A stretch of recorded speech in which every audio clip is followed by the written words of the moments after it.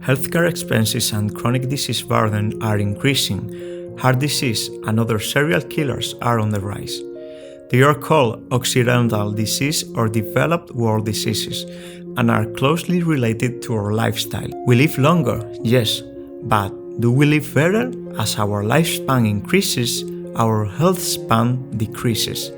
That means living more years with some chronic disease or taking 20 different pills every morning.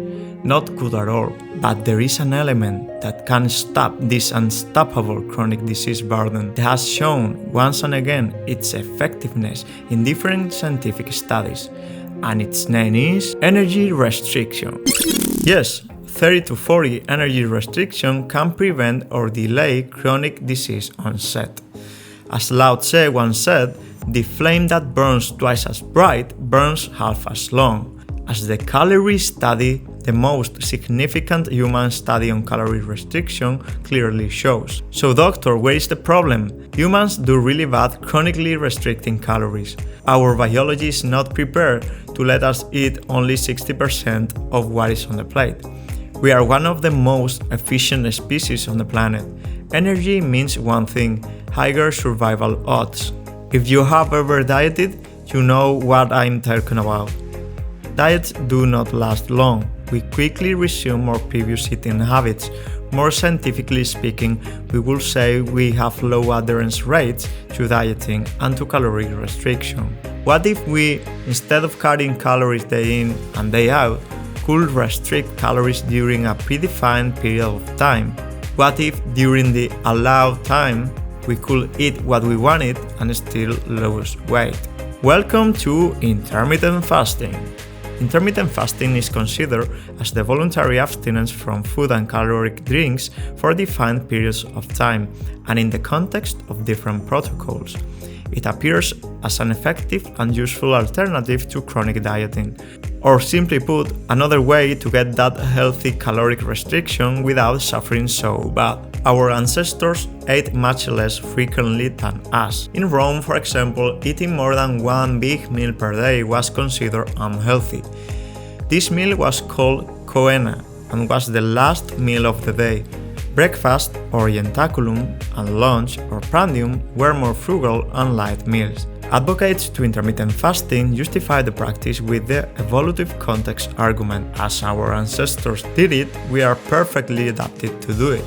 Our physiology demands it. Well, it sounds pretty good, but it's true.